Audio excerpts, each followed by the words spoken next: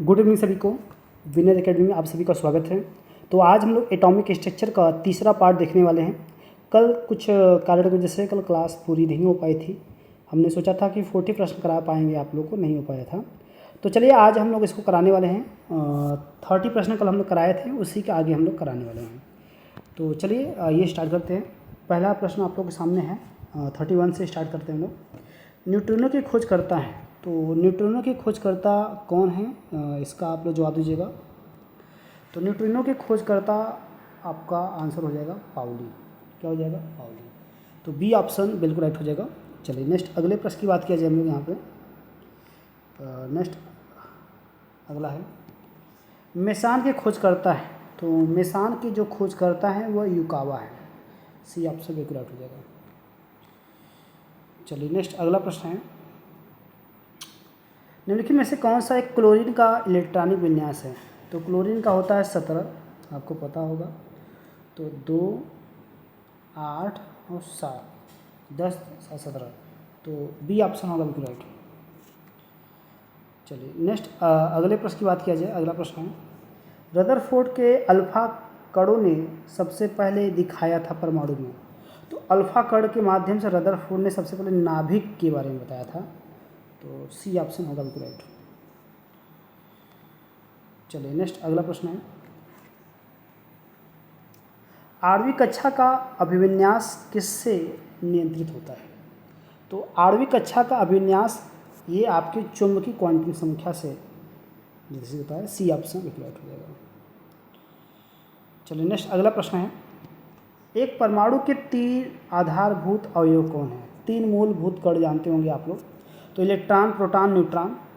तो यही आंसर हो जाएगा B option, electron, proton, neutron. चलिए अगला प्रश्न है, एक धनायनिक कार्बन परमाणु में नाभिक क्या होता है। तो आप लोग जानते हैं कार्बन का 6, यहाँ पे 12। तो कह रहा है कि कार्बन के नाभिक में मतलब होता है क्या, न्यूट्रॉन प्लस प्रोटॉन। तो न्यूट्रॉन की संख्या कितनी होगी, प्रोटॉन। देखिए न्यूट्रॉन की संख्या 6 होगी, क्योंकि 12 में से 6 जाएगा। प्रोटॉन की संख्या भी 6 होगी। तो न्यूट्रॉन और प्रोटॉन। तो ए ऑप्शन होगा करेक्ट। चलिए नेक्स्ट अगले प्रश्न की बात किया जाए, निम्न में से कौन सा एक परमाणु भाग नहीं है। कौन सा एक परमाणु का भाग नहीं है, इलेक्ट्रॉन, प्रोटॉन, न्यूट्रॉन, प्रोटॉन। बताइए कौन सा एक परमाणु का भाग नहीं है। तो परमाणु का भाग प्रोटॉन नहीं है। ठीक है, डी ऑप्शन। नेक्स्ट अगला प्रश्न है, जब 2 इलेक्ट्रॉन एक ही कक्षा में होते हैं तो उनमें क्या पाया जाता है। तो जब एक ही कक्षा में 2 इलेक्ट्रॉन हो तो उसमें एक ऐसे पाया जाएगा, मतलब विपरीत चक्रण पाया जाएगा। बी ऑप्शन होगा। चलिए अगला प्रश्न है, परमाणु अभाज्य है यह निम्नलिखित में से किसने प्रस्तावित किया था। तो सबसे पहले परमाणु अभाज्य है यह आपके बताए थे किसने, डाल्टन ने बताया था। ए ऑप्शन हो जाएगा। चलिए नेक्स्ट अगला प्रश्न है, किसी तत्व की दूसरी कक्षा में परमाणु का अधिकतम संख्या होती है। किसी कक्षा में के, एल, एम, एन 4 कक्षाएँ होती हैं। तो आपसे कैसा दूसरी कक्षा में, तो 2 और 8 होगा। A option. नेक्स्ट अगला प्रश्न है, कार्बन का परमाणु क्रमांक 6 और परमाणु भार 12 है। तो इसमें नाभिक में इलेक्ट्रॉन होगा। अरे नाभिक में इलेक्ट्रॉन परमाणु क्रमांक के बराबर होता है, 6 होगा। A option. बहुत ईजी प्रश्न था। अगला प्रश्न है, परमाणुविक संख्या Z और द्रव्यमान संख्या A है। मतलब कोई परमाणु X है, उसका परमाणुविक संख्या Z और द्रव्यमान संख्या A है।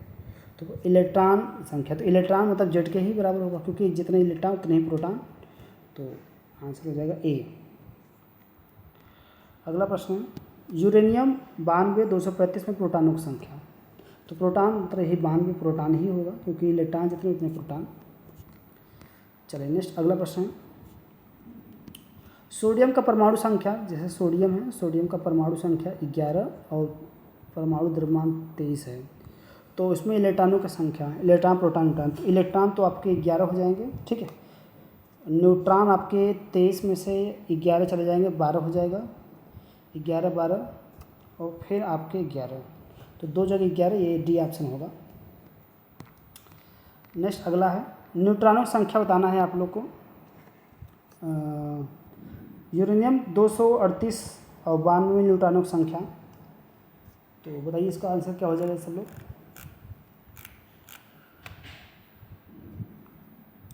जवाब दीजिए आप लोग।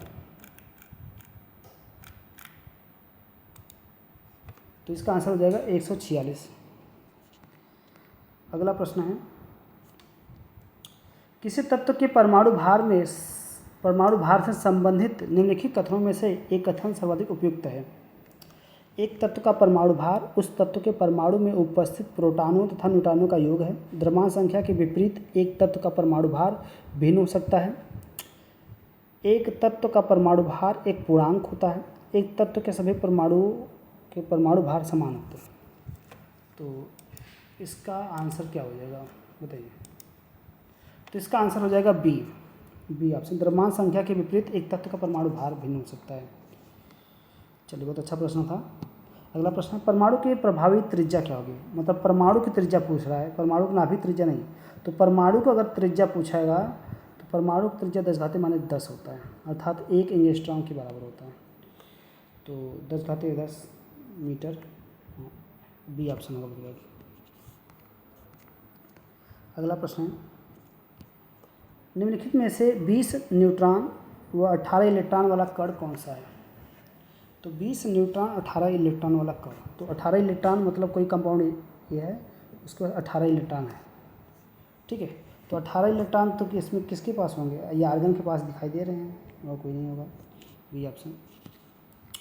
अगला प्रश्न है, किसी तत्व का परमाणु संख्या 35 और उसमें 18 इलेक्ट्रॉन है, तो उसमें प्रोटॉनों की संख्या। तो किसी तत्व का परमाणु संख्या 35 है, परमाणु संख्या मान लीजिएगा किसी का 35 है, उसमें इलेक्ट्रॉन क्या है, उसमें इलेक्ट्रॉन, परमाणु संख्या का मतलब है ये परमाणु संख्या नहीं, इसका मतलब ये परमाणु संख्या नहीं है जी। इसका मतलब यह है कि परमाणु द्रव्यमान संख्या वो 35 है, द्रव्यमान संख्या 35 है और इलेक्ट्रॉन 18 है। ये इलेक्ट्रॉन 18 मतलब परमाणु क्रमांक। तो प्रोटॉन तो यही होगा, जितने इलेक्ट्रॉन उतने प्रोटॉन। अगला प्रश्न है, निम्नलिखित में से कौन सा इलेक्ट्रॉनिक संरूपण धातु के लिए है। तो मतलब कौन सा इलेक्ट्रॉनिक विन्यास बता रहा है कि धातु है। तो धातु के लिए तो यही आंसर होगा 2, 8, 18 और 2, ठीक है। फिलहाल आप लोग चेक कर लीजिएगा आप लोग का क्या आंसर आ रहा है, ठीक है, ये आंसर होगा। अगला प्रश्न है, किसी तत्व के परमाणु में 2 प्रोटॉन 2 न्यूट्रॉन और 2 इलेक्ट्रॉन है, तो उस तत्व का परमाणु संख्या नहीं, द्रव्यमान संख्या। तो द्रव्यमान संख्या आप लोग जानते हैं क्या, न्यूट्रॉन प्लस प्रोटॉन। न्यूट्रॉन कितने हैं 2, प्रोटॉन कितने हैं 2, 2 2 4। तो यही आंसर हो जाएगा, बी ऑप्शन।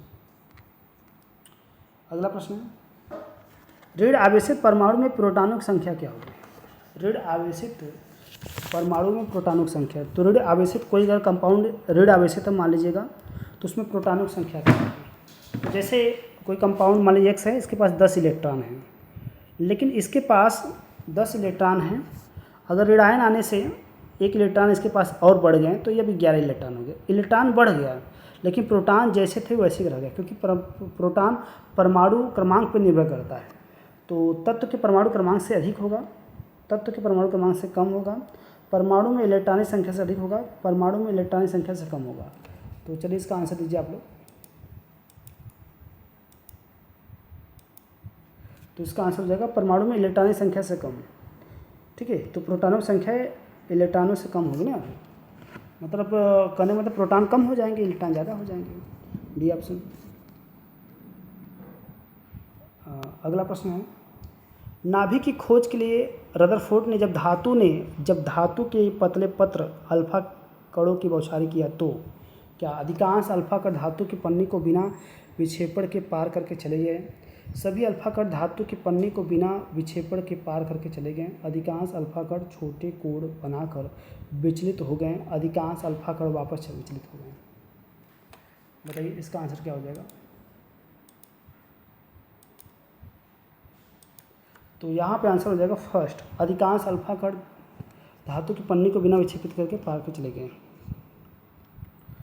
अगला प्रश्न है, तत्व की प्रकृति को ज्ञात किया जा सकता है। तत्व की प्रकृति किस पर ज्ञात होती है? इलेक्ट्रॉनिक विन्यास के आधार पर। इलेक्ट्रॉनिक विन्यास के आधार पे कोई भी कंपाउंड जान सकते हैं कि ये मेटल है कि नॉन मेटल है कि गैस है, कोई भी जान सकते हैं आप लोग। अगला प्रश्न है, निम्नलिखित में से कौन सी संख्या इलेक्ट्रॉन की अधिकतम संख्या जो यम में सेल में मौजूद रह सकती है? तो के यल यम यन। तो यम में मैक्सिमम कितने? 2, 8, 18 इलेक्ट्रॉन हो सकते हैं। C option. चलिए नेक्स्ट अगला प्रश्न है। अगला है, परमाणु संरचना का मॉडल किसने विकसित किया था? परमाणु संरचना का मॉडल सबसे पहले किसने विकसित किया था, आप लोग बताइएगा। तो परमाणु संरचना मतलब डाल्टन, नील बोर, रदरफोर्ड, यही सी ऑप्शन होगा। अगला प्रश्न है, पदार्थ के परमाणुविक सिद्धांत सर्वप्रथम किसने प्रस्तावित किए थे? तो पदार्थ का परमाणुविक सिद्धांत तो आपका सर्वप्रथम पूछा है सबसे पहले जॉन डाल्टन ने। अगला प्रश्न है, परमाणु के नाभिक का आकार। तो परमाणु के नाभिक का आकार 10⁻⁻15, यानी बहुत बार बताया मैंने इसको। तो 10⁻15 फेम्टो के बराबर होगा। और ये लास्ट प्रश्न है आप लोग का, निम्नलिखित में से कौन सा एक अस्थायी कण है? तो अस्थायी कण इलेक्ट्रॉन माना जाता है, क्योंकि इलेक्ट्रॉन अपनी कक्षा को छोड़ चला जाता है, तो ये अस्थायी कण। तो ये टोटल आपको हमने आज 30 प्रश्न कराए, कल भी 30 प्रश्न कराए। तो ये जो चैप्टर होता है, इस चैप्टर से रिलेटेड हमने टोटल आप लोग को 100 प्रश्न करा दिए हैं परमाणु संरचना से। अगला चैप्टर कल से स्टार्ट होगा। अगला चैप्टर रहेगा, आप लोग को थंबनेल लग चुका होगा। तो अगला चैप्टर रासायनिक अपक्रियाएं एवं समीकरण से रिलेटेड रहेगा। कल बहुत अच्छे प्रश्न हम लोग कराएंगे। तो अगर चैनल पर नए हैं तो चैनल को सब्सक्राइब कर लीजिएगा। मिलते हैं नेक्स्ट क्लास में लोग। तो धन्यवाद सभी को, आज के लिए इतना ही।